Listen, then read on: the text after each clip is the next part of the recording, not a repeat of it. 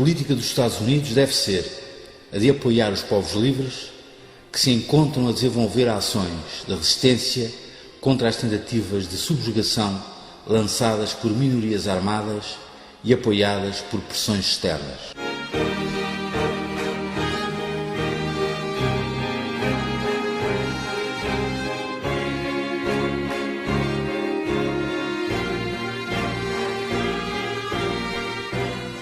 Estas palavras, proferidas pelo Presidente dos Estados Unidos da América, Harry Truman, num discurso ao Congresso a 12 de março de 1947, resumem bem os objetivos da doutrina Truman.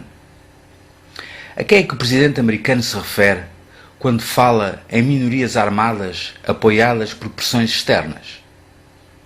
Refere-se a todas as organizações, nomeadamente os partidos comunistas, que em toda a Europa do Leste tinham tomado o poder, apoiadas pelo exército da URSS, o Exército Vermelho.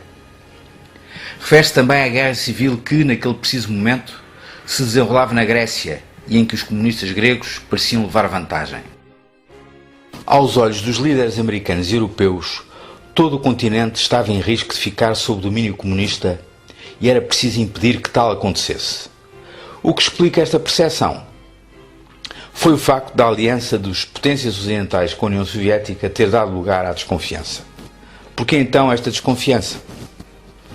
Era que o avanço do Exército Vermelho durante a Segunda Guerra Mundial tinha permitido à União Soviética ocupar todo o leste europeu.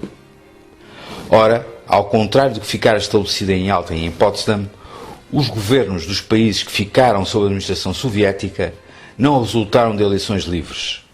Nesses países, todos os governos eram de orientação comunista. Foram impostos às populações sem o seu consentimento livre. Além disto, a liberdade de circulação entre o leste e o ocidente europeu foi impedida pelas autoridades soviéticas. Tinha-se criado aquilo a que Churchill chamara a cortina de ferro. Essa desconfiança era o resultado também da desproporção de forças militares. O Exército Vermelho era, nessa época, o maior e mais poderoso exército em toda a Europa, o que levantava receios. Na Grécia, que segundo a divisão da Europa acordada em Yalta pelos aliados, deveria ficar fora da zona soviética, havia uma guerra civil e os comunistas tinham a possibilidade de também aí conquistar o poder.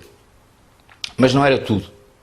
Os partidos comunistas de alguns países ocidentais, como a França e a Itália, eram muito influentes. Durante a guerra tinham organizado a resistência ao nazismo e quando a guerra acabou o seu prestígio era muito grande entre as populações. Por fim, é preciso lembrar que as dificuldades económicas vividas pela Europa, fruto do caos e destruições provocados pela guerra, eram dramáticas. Isso fazia com que existisse o risco de instabilidade política e de surgirem tumultos que, segundo os dirigentes ocidentais, os partidos comunistas poderiam aproveitar em seu favor. Acabava assim a coligação entre as potências aliadas durante a guerra.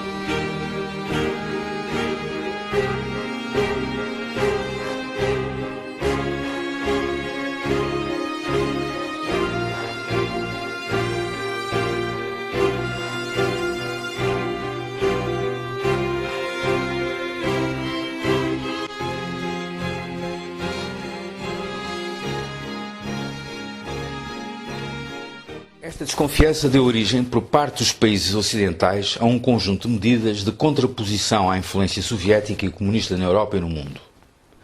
A doutrina Truman é o nome que se deu a essa política liderada pelos Estados Unidos da América no pós-guerra.